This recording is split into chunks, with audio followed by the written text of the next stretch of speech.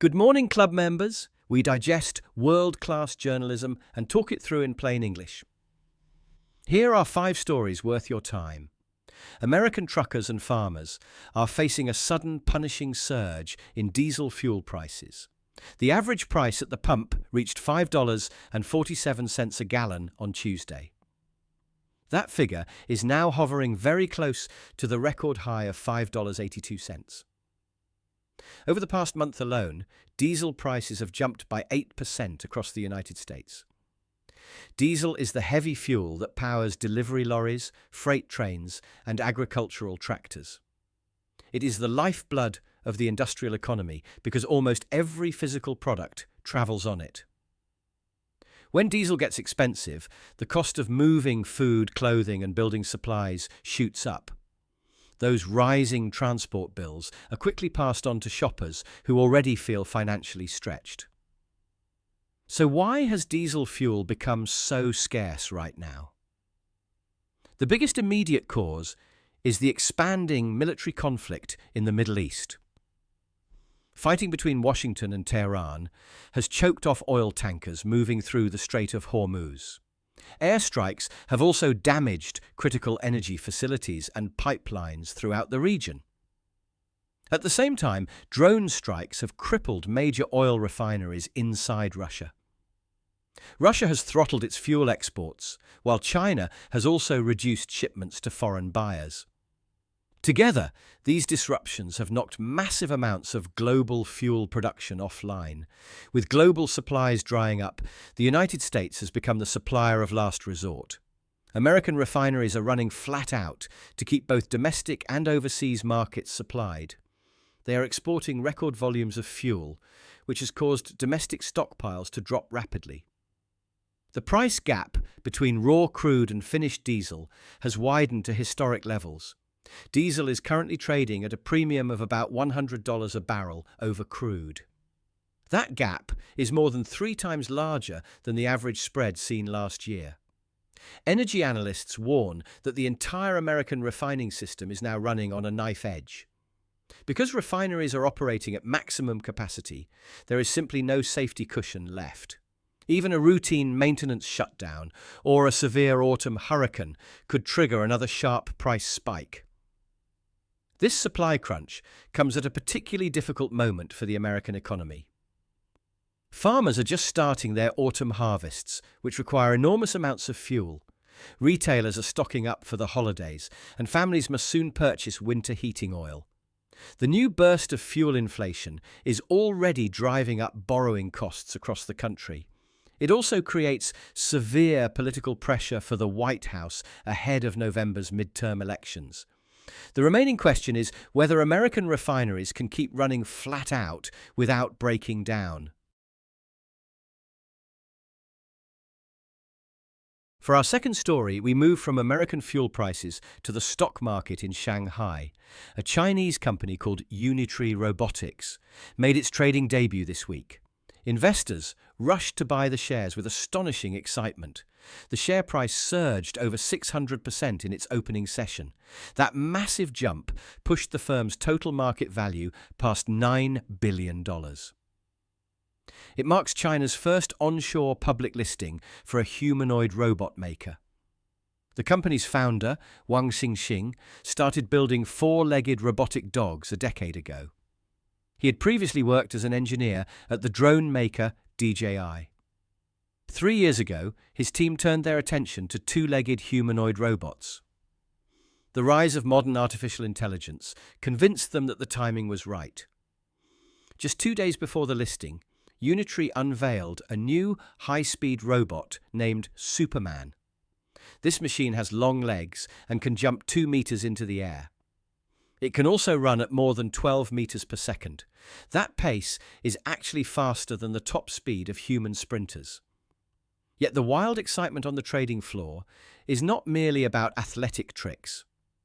Unlike most young robotics startups, Unitree is already making a solid profit. Its annual revenue climbed from 159 million yuan to 1.7 billion. Last year, the company posted a net profit of 278 million yuan. Its gross profit margins on robots and components reached 60%. Powerful Chinese technology firms, including Tencent and Alibaba, have backed the business. The listing also arrives during a massive national push for advanced robotics. Beijing is currently hosting a World Robotics Conference and humanoid robot games. Across the country, more than 140 companies are developing humanoid machines. Electric car makers, including BYD and XPeng, are also entering the race. Analysts at Morgan Stanley expect global shipments of humanoid robots to expand rapidly. They project shipments could reach more than 400,000 units by 2030. Factories want these machines to lift heavy goods and take over repetitive tasks. Still, analysts warn that turning athletic prototypes into reliable factory workers is very difficult. A walking robot requires sudden breakthroughs in both software control and physical durability. Many new players from other industries may struggle to survive the fierce competition. For now, Unitree has proved that investors believe humanoid robots have real commercial value. The big question is how quickly these mechanical workers can earn their keep on factory floors. For our third story, we move from hardware in Shanghai to a courtroom in California. 29 American states have taken Meta to trial in an Oakland federal court. 4 states, including California and New Jersey, are leading the legal charge. They claim Meta designed Facebook and Instagram to deliberately hook young children. Prosecutors also argue that the company misled families about youth mental health. California legal officials have already called this a tobacco moment for big tech. They compare it to the giant settlements paid by cigarette makers in the 90s. Meta firmly rejects the comparison and calls it completely unfair. Its lawyers insist that Instagram and Facebook bring clear benefits to young people. They also ask why rivals like TikTok and YouTube are not facing similar trials. Even so, the potential financial damage for Meta is staggering.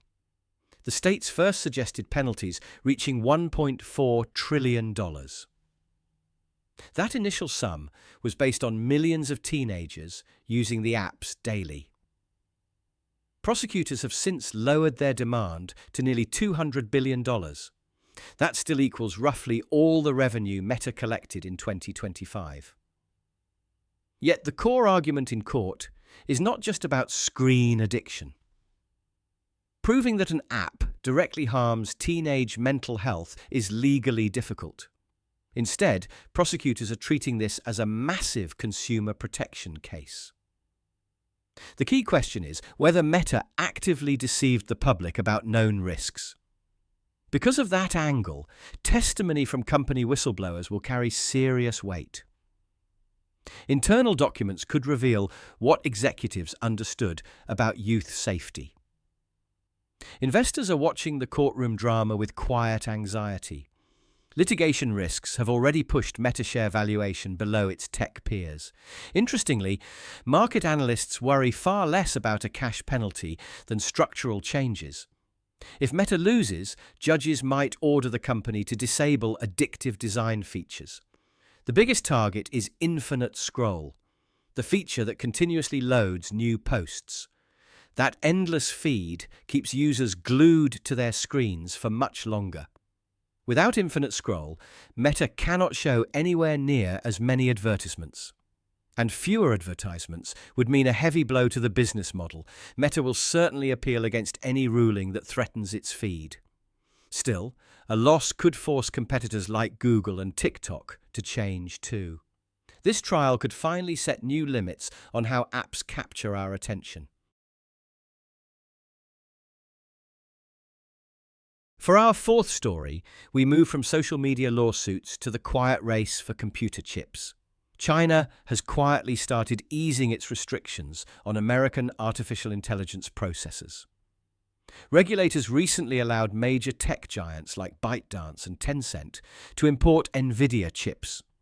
Both companies have each received around 10,000 advanced processors in recent weeks. Washington actually cleared these Chinese firms to buy up to 100,000 chips each. However, authorities in Beijing are only allowing small batches into the mainland right now. These H200 chips are not the absolute newest models on the market today. American export controls strictly forbid China from buying top-tier processors. The hardware entering China now is at least 2 full generations behind. Even with that gap, Chinese artificial intelligence developers are eager to get them. Chinese labs have recently built powerful models that nearly rival the best American systems.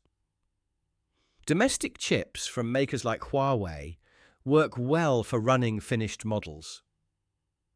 Engineers call this routine task inference, where an artificial intelligence answers live questions.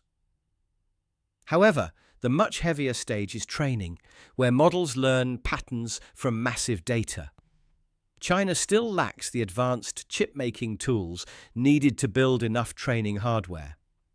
Without access to foreign processors, domestic developers risk falling behind global competitors. That reality puts regulators in Beijing in a rather delicate spot. Officials want their domestic artificial intelligence companies to lead the global race. At the same time, they want to protect homegrown semiconductor companies. To balance these competing goals, authorities have introduced an interesting compromise. Regulators told tech firms they can ship many of these chips to Hong Kong. Hong Kong operates outside mainland customs borders, which satisfies official rules. Yet that arrangement creates a very practical headache for Chinese tech companies. Hong Kong suffers from limited electrical power and a severe shortage of data centers. Tech firms struggle to find enough room to house and run the hardware. Meanwhile, Nvidia reportedly has around 500,000 of these processors in stock. Server partners like Lenovo are already preparing to take fresh corporate orders. Every purchase will still require separate approval from national economic planners in Beijing. Chinese firms have secured the computing power they need for their smartest models. The big remaining question is whether they can find enough electricity to run them. For our final story today, we turn from chip regulations to the stock market itself. Major market indices are supposed to show how the wider economy is doing. When an index sets record highs, we assume that most businesses are thriving. In America, the main benchmark is up 12% this year. Yet, economic growth has slowed, and consumer confidence has dropped sharply. This happens because benchmark indices no longer reflect the real stock market. Instead of tracking hundreds of healthy firms, they follow a few tech giants. Those corporate giants rise and fall with the unpredictable artificial intelligence boom. Take the S&P 500 in the United States. The chip designer Nvidia alone accounts for 8% of the entire index. If Nvidia moves by 3%, it pulls the whole benchmark with it. No single company in American history has held that much sway over the index. In Asian markets, this top-heavy trend is even more dramatic. In Taiwan, the chipmaker TSMC accounts for over 40% of the main index. Regulators recently removed rules that limited single stocks inside tracker funds. As a result, an index of 1,000 companies acts like just 6 firms. South Korea faces the exact same challenge with its benchmark, the KOSPI. 2 memory chip makers, Samsung and SK Hynix, make up 40% of its value. When global traders reconsidered AI chip spending, Korean stocks experienced extreme turbulence. The KOSPI plunged 11% on one day and jumped 18% 3 days later.